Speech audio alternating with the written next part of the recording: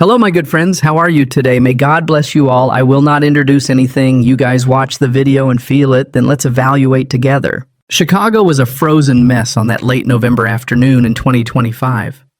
Snow didn't just fall, it slammed down in thick, relentless sheets, whipped sideways by a wind that howled through the streets like a pissed-off wolf. Anna Harper stood behind the counter at Bean Haven, a cramped little coffee shop tucked into the corner of Humboldt Park, wiping down the foggy glass door with a rag that smelled faintly of espresso and bleach. She squinted out at the blizzard, her breath fogging up the spot she'd just cleaned. The L train rumbled faintly in the distance, muffled by the storm, and the streetlights flickered like they were about to give up. It was only 3 p.m., but it felt like midnight. "Anna, you're gonna wear a hole in that glass," Eddie called from behind the counter, his gravelly voice cutting through the hum of the espresso machine. He was a stocky guy in his 50s, with a graying beard and a Cubs cap he never took off, even indoors. "Why don't you head out? Liam's probably freezing his little butt off waiting for you." Anna turned, managing a tired smile. "You sure? I can finish the shift. We've still got that last batch of scones to sell." Eddie waved her off, already pouring steamed milk into a to-go cup for some poor soul braving the weather. "Scones can wait. Go get your kid. You're no good to me if you're stressing about him all afternoon." "Thanks, Eddie. You're a lifesaver." Anna untied her apron, the faded green fabric stained with coffee splashes, and grabbed her coat, a beat-up parka she'd scored at a thrift store last winter. She pulled the hood up, bracing herself for the cold, and stepped out into the storm. The walk to her apartment was only 3 blocks, but it felt like a trek across the Arctic. Snow crunched under her boots, sneaking into the holes near the soles, and the wind stung her cheeks raw. Humboldt Park wasn't fancy. Rows of brick 3 flats with peeling paint, corner stores with neon signs buzzing faintly. But it was home. She and Liam had been scraping by here since Tom died 7 years ago, when a semi skidded on black ice and took him out on I-94. Liam was barely 6 months old then. Anna had been 25, halfway through a degree in urban design at UIC, dreaming of building sustainable neighborhoods.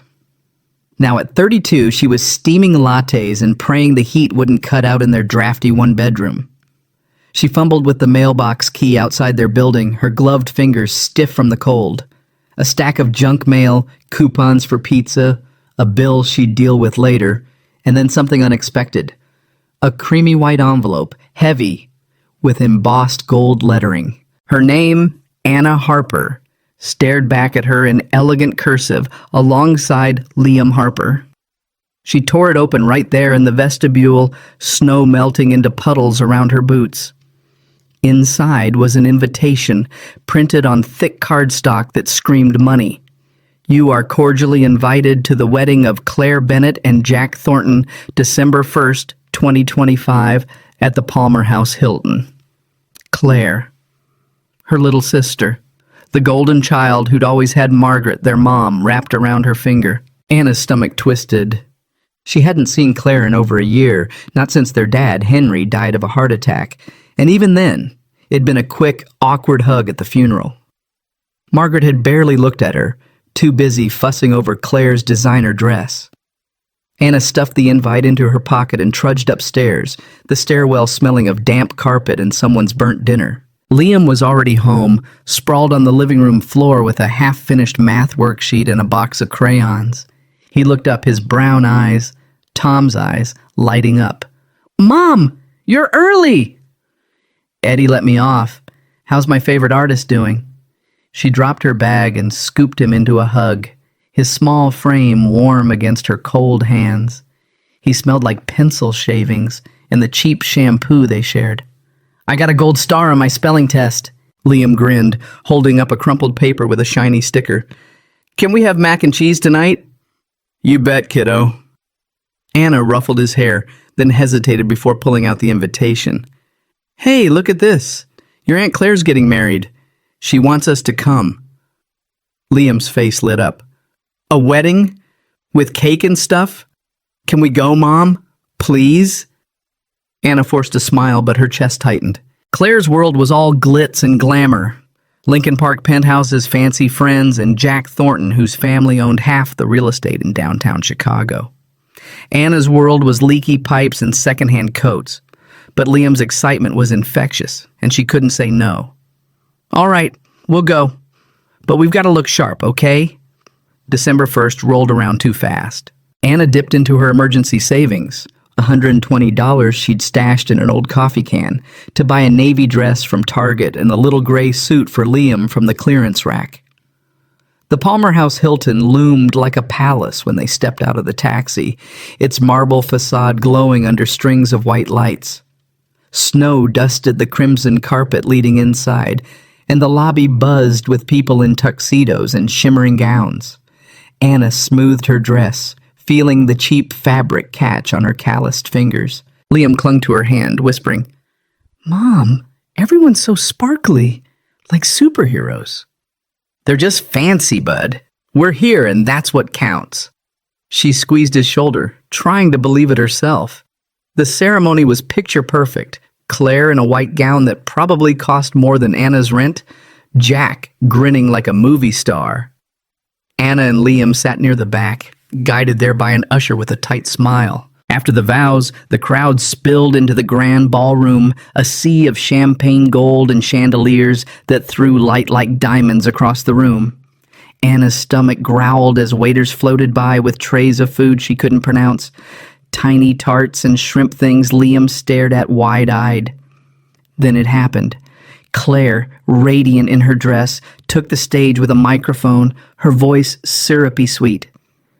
"Thank you all for coming to my special day, but we've got a little surprise tonight, a charity auction." The crowd clapped politely. "Let's start with something unique. Here's my sister, Anna, a single mom scraping by, and her cute kid, Liam. Who wants to bid on them?" Laughter rippled through the room. Anna froze, her face burning. Liam shrank into her side, his voice trembling. "Mom, why are they laughing?" Before she could answer, Margaret stood up, her pearls gleaming, and chimed in, "Oh, let's start at $0. They're not worth much anyway." More laughter, louder now, like a wave crashing over them. Anna's throat closed up. She grabbed Liam's hand, ready to bolt, when a voice cut through the noise, low, steady, commanding. "I'll bid 500 grand. The room went dead silent. A man stood at the back, maybe 50, with salt and pepper hair and a suit that looked expensive but worn in. He stepped forward, hands in his pockets, unfazed by the stares. "That's $500,000, and this isn't a joke." Claire forced a laugh, gripping the mic tighter. "What's this? Some kind of prank?" "No prank," the man said, his blue eyes locking on Anna. "My name's Daniel Brooks. I was Henry Harper's lawyer, and I've got something to say." Anna's heart thudded. Her dad's lawyer? She barely remembered meeting him. Maybe once, years ago.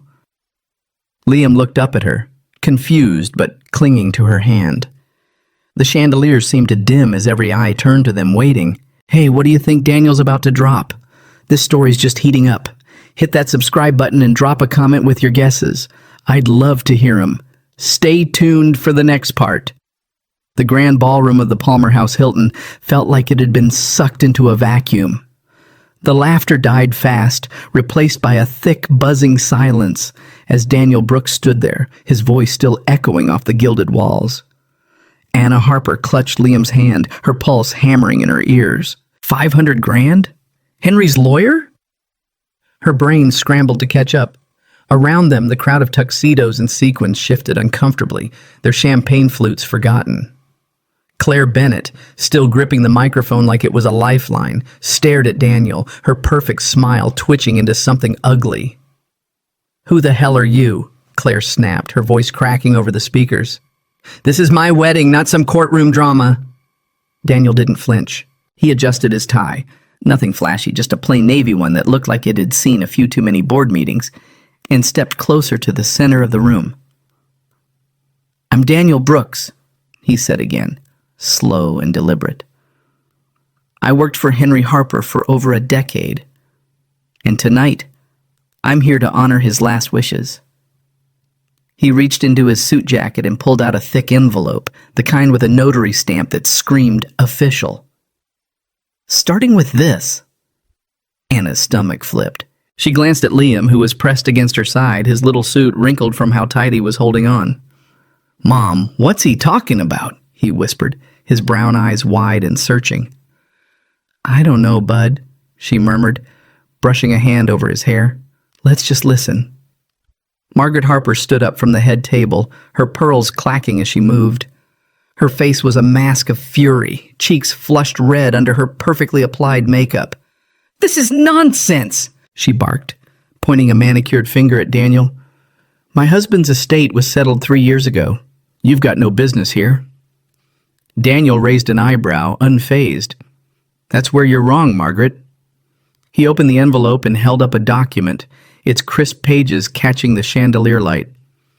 "This is Henry Harper's true will, signed and notarized April 10th, 2019, not the one you pushed through after he passed." He nodded toward a tech guy in the corner, and a massive screen behind the stage flickered to life. The will's text scrolled up in bold black letters.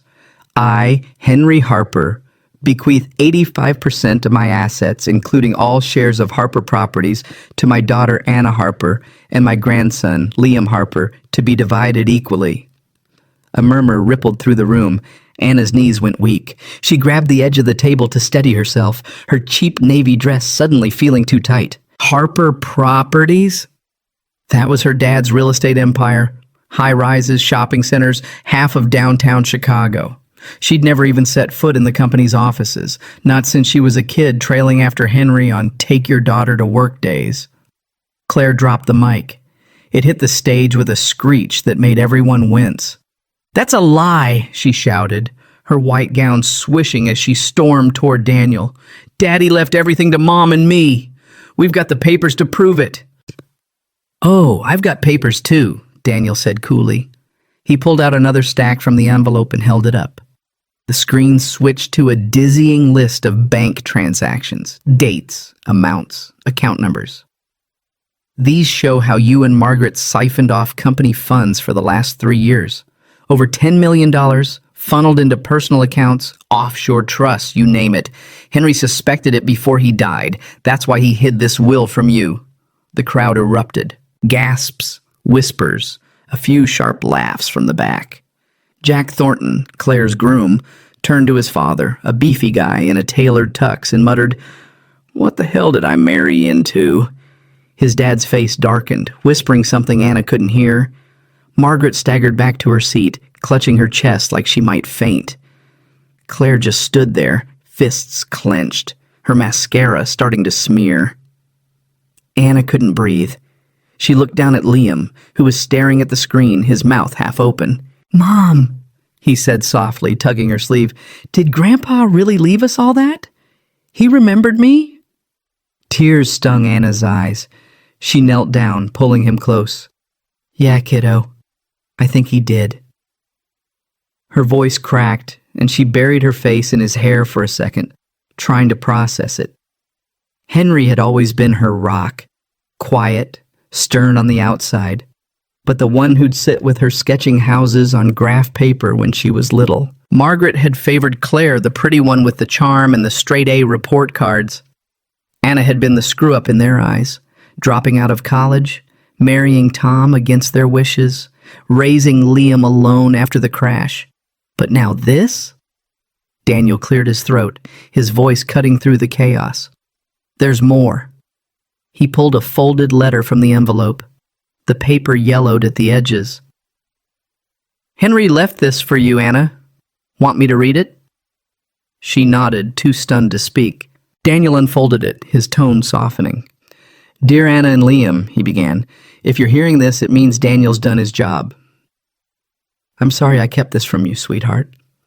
I wanted you to stand on your own first, to prove what I always knew. You're stronger than anyone in this family. Claire and Margaret turned on me years ago, twisting everything I built for their own gain.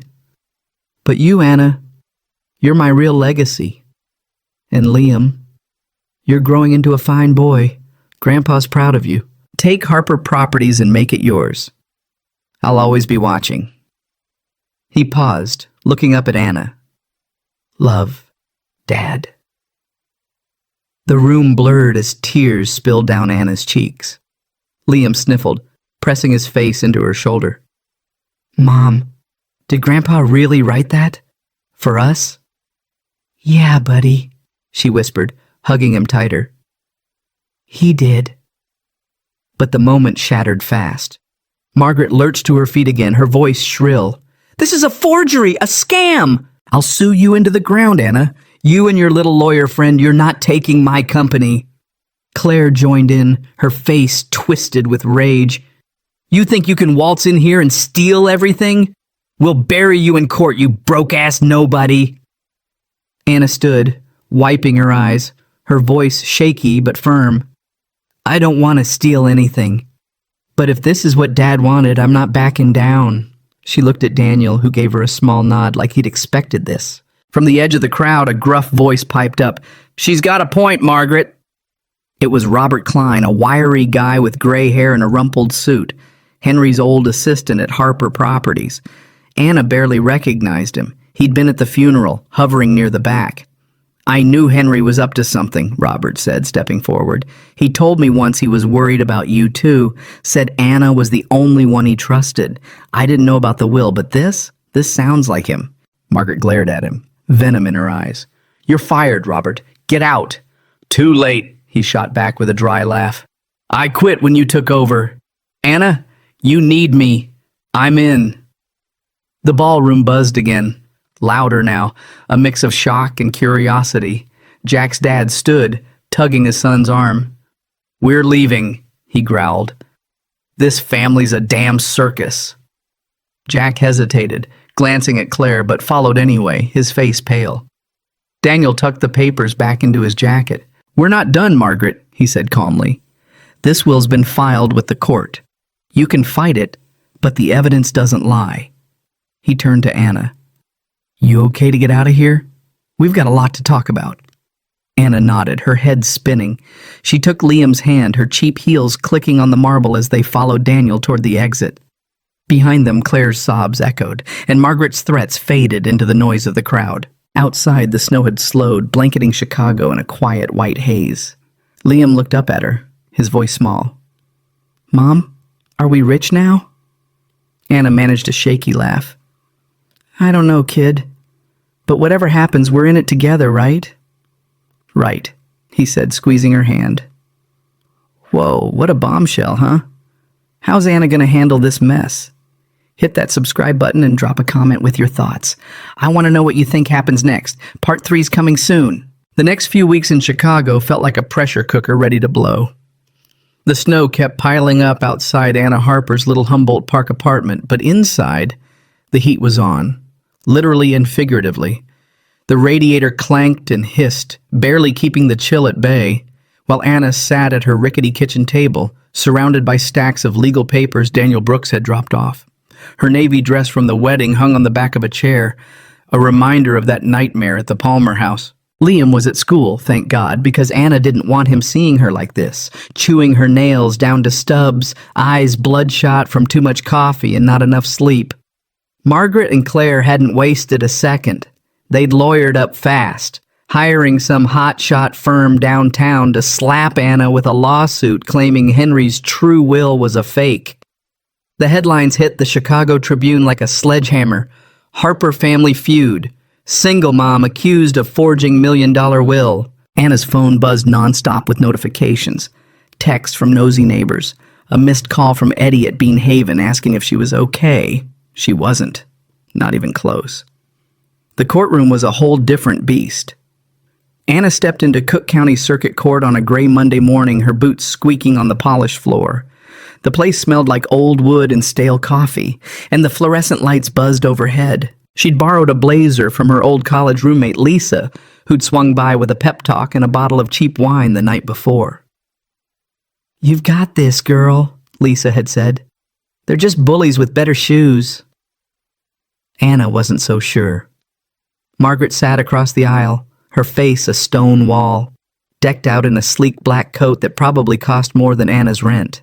Claire was next to her, scrolling her phone like she was bored, her engagement ring glinting under the lights, Jack hadn't dumped her yet, apparently. Their lawyer, a slick guy named Grayson with a $500 haircut, smirked as he laid out their case. This so-called will is a fabrication. Henry Harper never mentioned a second document. Ms. Harper and her attorney are preying on a grieving family. Daniel stood up calm as ever, his worn briefcase stuffed with files.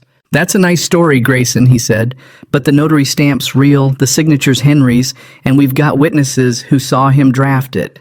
You want to talk predation? Let's discuss the $10 million your client siphoned from Harper Properties.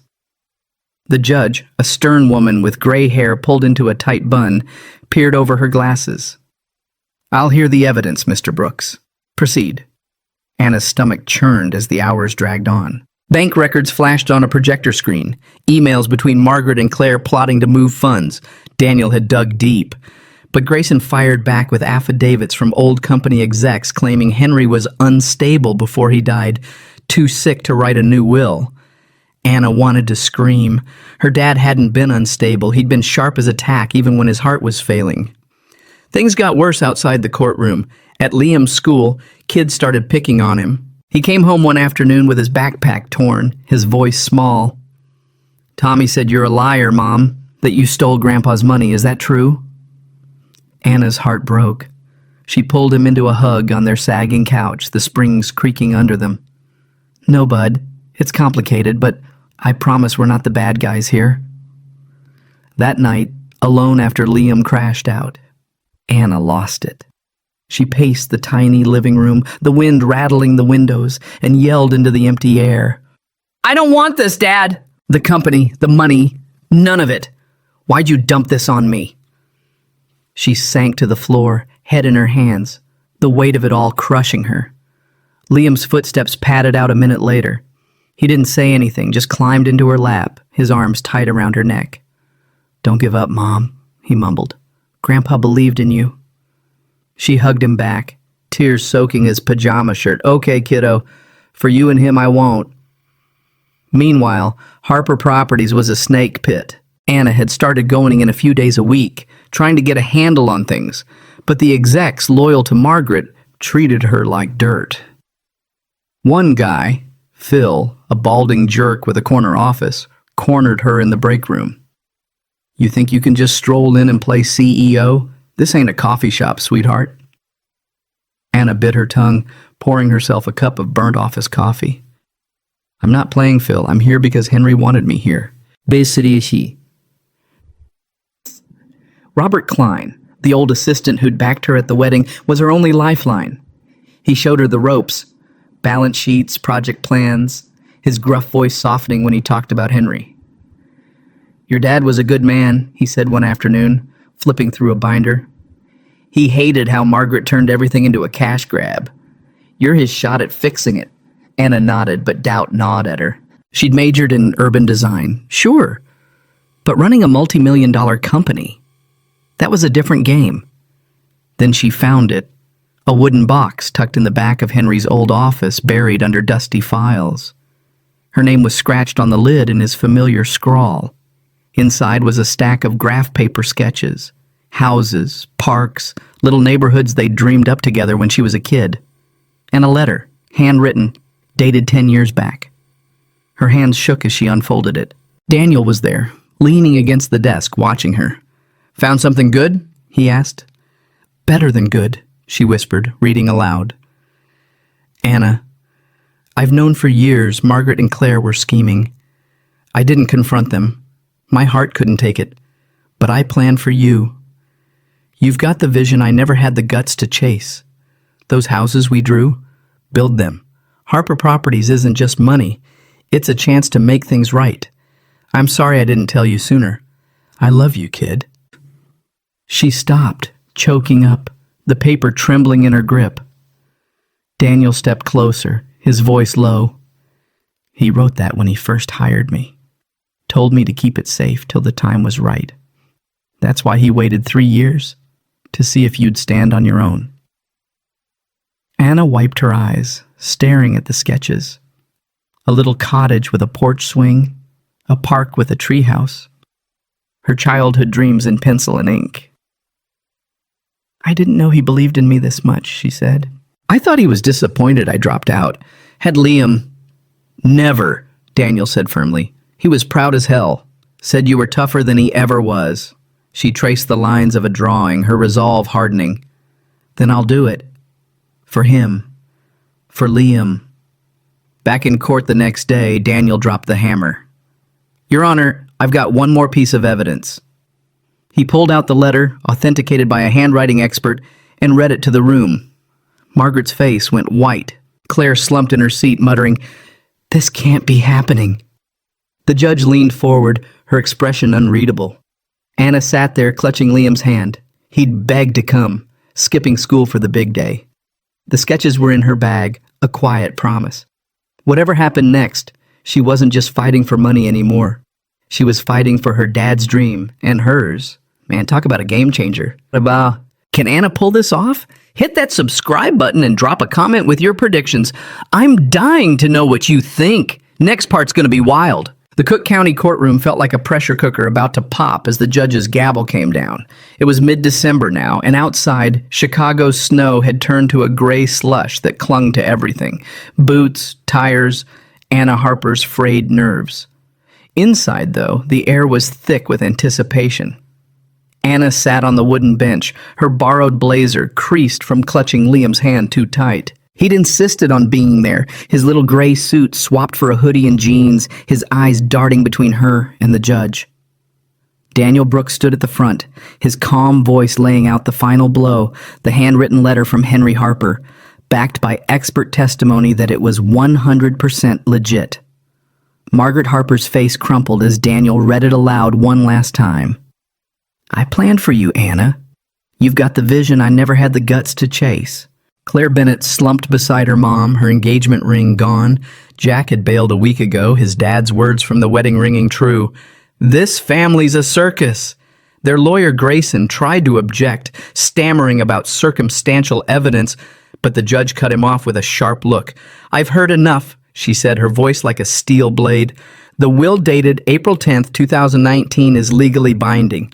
All assets of Harper Properties, 85%, are awarded to Anna Harper and Liam Harper. Margaret Harper retains 15% as stipulated.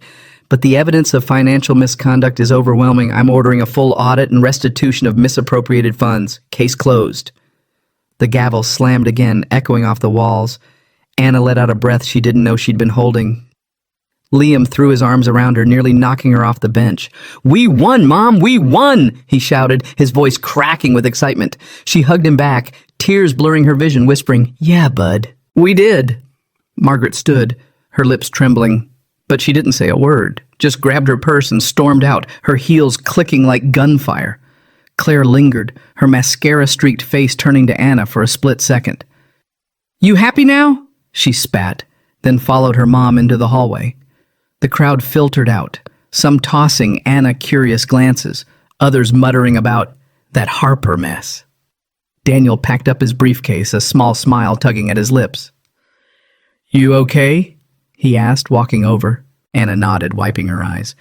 I think so. Just a lot. What happens now? Now? He shrugged.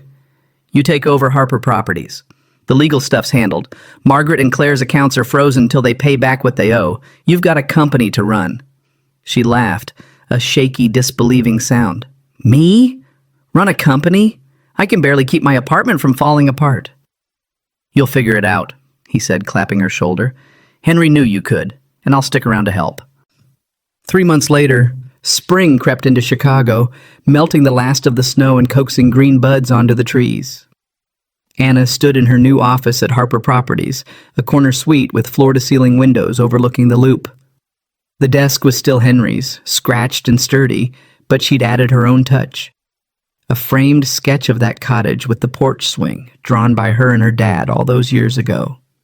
Liam's latest masterpiece, a watercolor of a park with a treehouse, hung next to it. The transition hadn't been easy. Margaret and Claire lost everything in the end. The penthouse, the cars, the high society friends who'd ghosted them. Last Anna heard, they'd moved to a duplex in Cicero, scraping by on whatever Margaret's 15% could stretch to. The company execs, Phil and his cronies, tried to push her out at first, scoffing at her lack of experience. But Robert Klein stuck by her, and slowly she won them over. She rolled out her first big move at a board meeting in March, a project for affordable, eco-friendly housing, inspired by those old sketches. "This isn't just about profit," she told the room, her voice steady. "It's about building something real, for people like me and Liam." The vote was unanimous. Liam transferred to a new school, one closer to their new place. A modest two-bedroom in Logan Square with a tiny backyard where they'd planted a sapling together. "For Grandpa," Liam had said, patting the dirt with his small hands. He'd made friends fast, his confidence growing, and Anna caught him doodling house designs in his notebooks now, just like she used to. One evening, as the sun dipped low and painted the sky orange, Anna heard a knock at the door. She opened it to find Margaret standing there. No pearls or designer coat, just a plain sweater and jeans, her face softer than Anna had ever seen it. "Can I come in?" she asked, her voice quiet. Anna hesitated, then stepped aside. "Sure." Margaret hovered in the living room, glancing at Liam's toys scattered on the rug. I got a letter from Claire," she said, pulling a folded note from her pocket. "She didn't send it to you, but I thought you should see it." She handed it over, her hands trembling. Anna unfolded it. Claire's handwriting was messy, smudged in spots. "Anna, I screwed up. That night at the wedding. I was awful. I don't expect you to forgive me, but I'm sorry. Mom pushed me into a lot of it, but that's no excuse. I'm trying to figure things out now." Anna looked up, her throat tight. "She didn't have to write this." "She did," Margaret said, eyes glistening. "And I owe you one too. I was wrong about you, about Henry. I thought I was protecting Claire, but I lost everything that mattered." She paused, swallowing hard. "Can I see Liam sometime? He's my grandson. I don't want him growing up thinking I'm a monster." Anna studied her mom, the woman who'd spent years tearing her down. But Liam's voice echoed in her head. "Grandpa believed in you." And she nodded. "Once a month. He deserves to know you, but it's on my terms." Margaret nodded back, a tear slipping free. "Thank you." That summer, Anna threw a barbecue in the backyard. Nothing fancy, just burgers on a cheap grill with Daniel, Robert, Eddie from Bean Haven, and a few of Liam's buddies running around. The sapling was sprouting leaves now, a little taller every week. Margaret showed up too, awkward at first. But Liam dragged her over to see his latest drawing, chattering about tree houses. Claire didn't come. She'd taken a job at a real estate office in the suburbs, keeping her distance. But Anna tucked her letter into a drawer. A quiet maybe for someday. Later, as the fireflies blinked on and the kids chased them, Anna stepped inside to grab a beer. She stopped at the fridge, pulling out a photo of Henry she'd stuck there with a magnet. An old shot of him grinning at a Cubs game, his arm around her teenage self. "Thanks, Dad," she whispered, tracing his face. "I'm doing it. For you, for Liam, for me." Liam burst in, sweaty and laughing. "Mom, come see! I caught a firefly!" He held up his cupped hands, a tiny glow peeking through his fingers. "Nice catch, bud." She followed him out, the photo still in her hand. "Hey, you think Grandpa's watching us right now?" Liam tilted his head, then grinned. "Yeah, he's probably saying, 'Good job, Liam,' right?" "Right," she said, pulling him into a one-armed hug. Outside, the night was warm, the air humming with life. Anna looked at the sapling, the sketches on her office wall, the company she was reshaping. It wasn't perfect. Nothing ever was, but it was hers, theirs. A week later, she launched the Henry Harper Fund, a nonprofit tied to Harper Properties, building homes for single parents like her.